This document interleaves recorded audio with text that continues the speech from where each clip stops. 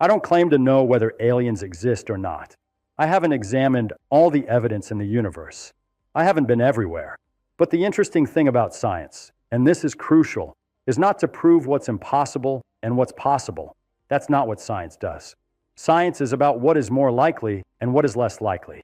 It's about probability. It's about reasoning from what we know about the world. And when someone asks me, is it impossible that there are flying saucers? I can tell you honestly, no, I can't prove it's impossible. But I can tell you what is more likely given what we know.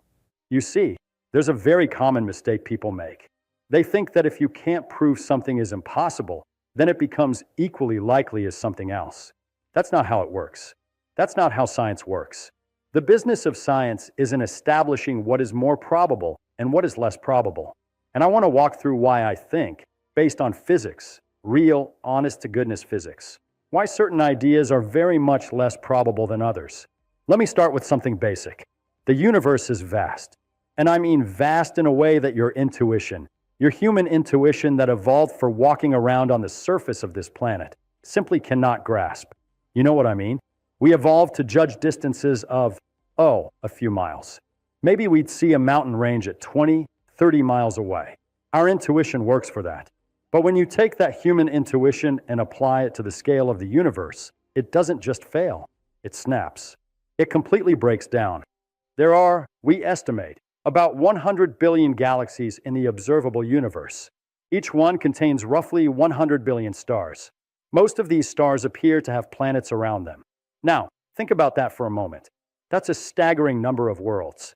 And you know what? I think life probably exists in profusion throughout the galaxy.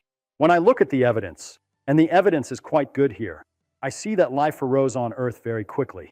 As soon as the laws of physics and chemistry allowed it, with just water, sunlight, and organic materials, which exist in abundance throughout the galaxy, life appeared.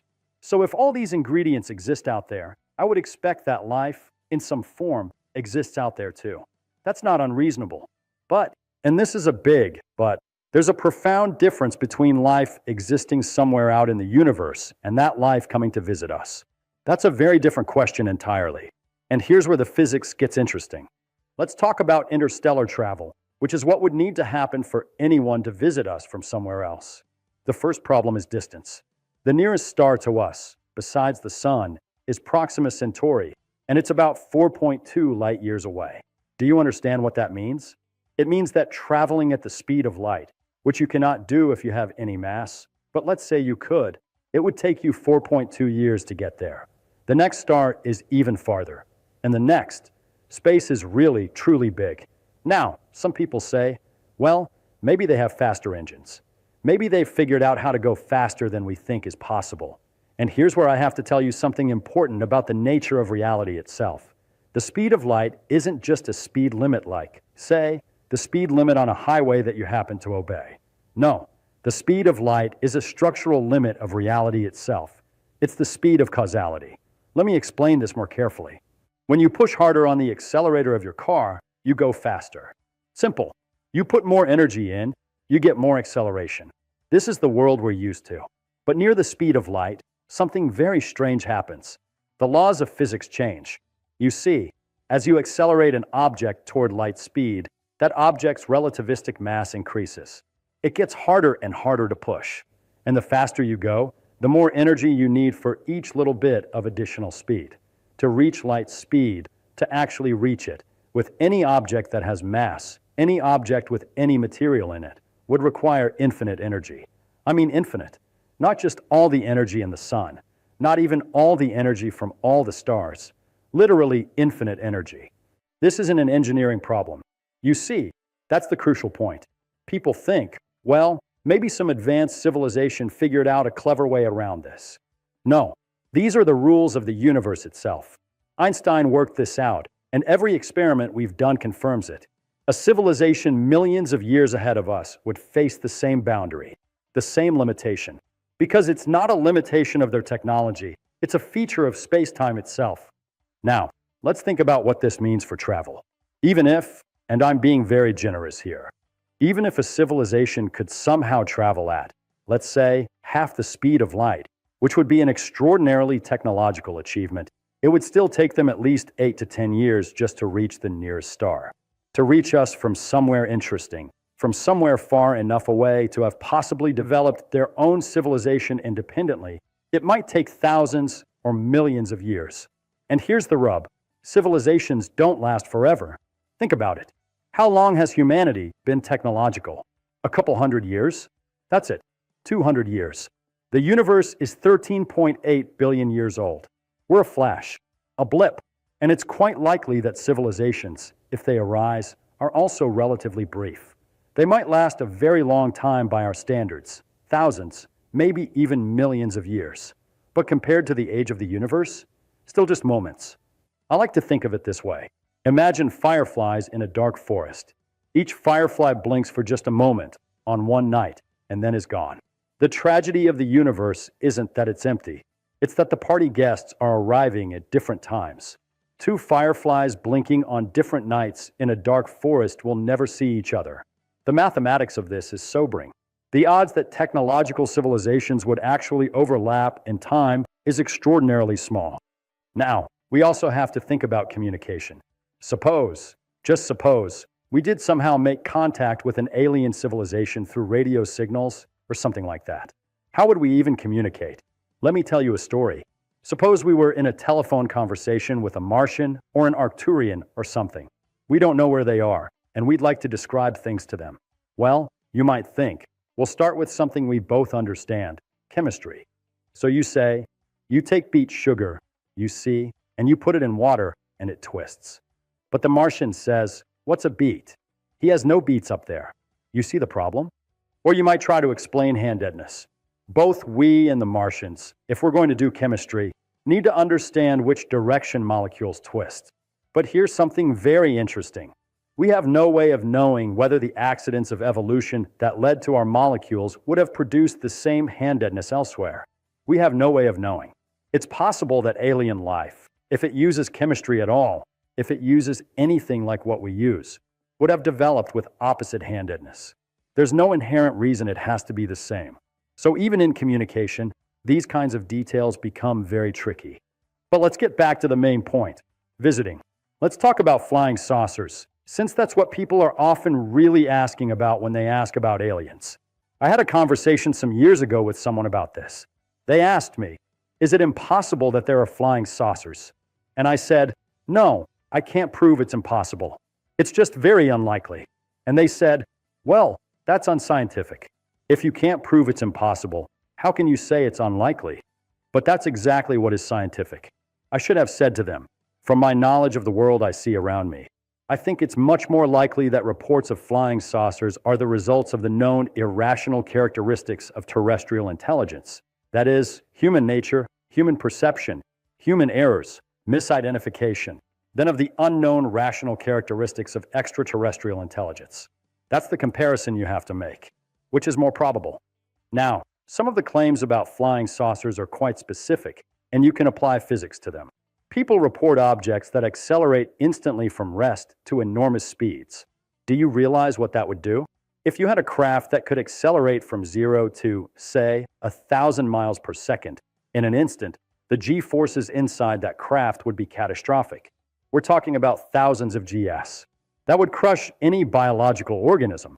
The materials themselves would be under enormous stress. And if something were traveling through our atmosphere at those speeds, the heating, the plasma formation, the sonic booms, these would be detectable, visible, unmistakable. It would be obvious.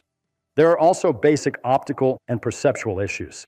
You know, when people see bright lights in the evening sky, they often attribute them to UFOs. But have they considered Venus?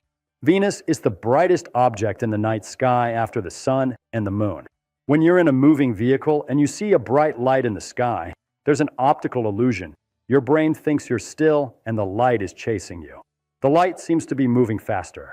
People see patterns in things because our brains are very good at pattern recognition, sometimes too good. We see faces in clouds. We see meanings in random noise. I'm not saying this to be cruel or to mock people. I'm saying it to point out what we should consider when we evaluate evidence. The question is always, what's more likely? Not what's possible, but what's probable. Now, here's something that I find remarkable. We could much more easily communicate with extraterrestrial civilizations by listening or sending radio signals than by expecting them to visit us. If life has evolved elsewhere and developed technology, they would almost certainly develop radio technology. It's a natural development. And if they're trying to communicate, radio is far more efficient than building spacecraft and traveling across incomprehensible distances. Think about it. Radio signals travel at light speed, instantly across vast distances. Spacecraft would take thousands of years. The comparison is obvious. The SETI program, the search for extraterrestrial intelligence, is based on this reasoning. And while we haven't found anything yet, the program is only a few decades old. The universe is billions of years old. We're like someone who's been listening to the ocean for a few minutes and saying, "I don't hear any whales." That doesn't mean there are no whales. The ocean is vast. But at least with radio, you can cover distances in a short time. You can't do that with spacecraft. There's another issue I want to address, something related to the nature of life itself. Life here on Earth is based on chemistry, carbon chemistry specifically, and our proteins and DNA have a particular handedness, as I mentioned. But more than that, we're based on a very specific set of solutions to the problem of being alive. We have 2 eyes, for limbs, a backbone. But these aren't universal requirements for life. An alien organism might look wildly different from us.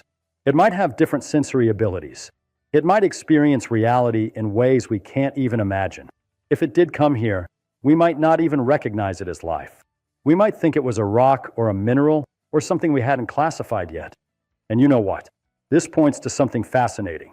If extraterrestrial life did exist, if it became intelligent and developed technology, the more advanced it became, the less likely it would look anything like what we imagine. The flying saucers in popular culture, with their humanoid proportions and visible lights and obvious metallic structure. These tell us more about human imagination and human biases than they tell us about the probable nature of alien spacecraft.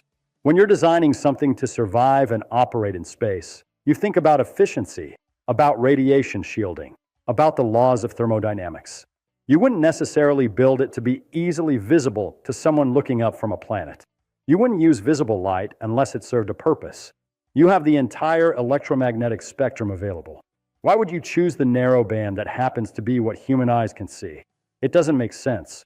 Here's what fascinates me, though. Despite all of this, despite the vast distances, the speed of light limit, the improbability of civilizations overlapping in time, the problems of communication, I don't think the universe is necessarily empty of life. In fact, I suspect the opposite. Given the number of planets, given that life arose very quickly on Earth under the right conditions, I expect life is common. Maybe even intelligent life is not that rare. But common in the universe and common enough to visit us are completely different things. The universe is so incomprehensibly large that you could have intelligent life on 1,000,000 planets and still be utterly alone. You could pass through entire galaxies of worlds and never encounter another soul, and you'd never know it. This is one of the profound lessons of understanding physics and chemistry at a fundamental level. You develop a kind of humility. You realize that your intuitions about how common things are, about what's likely, about what you see when you look up at the sky, all of these intuitions can mislead you if you're not careful. The universe doesn't care about our expectations. It follows rules. And those rules are often counterintuitive when applied to scales we've never evolved to understand. Now, I want to be very clear about something else. The fact that I'm skeptical about flying saucers, the fact that I think alien visitation is extremely unlikely, does not mean I'm dogmatic. I'm not saying it's impossible. If we found evidence, real evidence, not just stories or unexplained sightings, but actual physical evidence, something we could examine and study, and that withstood scientific scrutiny, then I would have to reconsider. Science has to be open to evidence. That's the whole point of science. But the evidence we have so far doesn't point to alien visitation. The reports we have are better explained by human perception, misidentification, and the tendency of our brains to find patterns.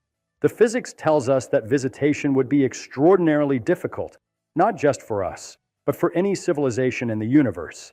And the sheer improbability of timing, of 2 civilizations existing at the same time and being close enough to reach each other, makes it unlikely in the extreme. What I think is more probable, much more probable, is that if extraterrestrial intelligence exists, we might someday receive a message from it, a radio signal, some kind of transmission. That would be remarkable.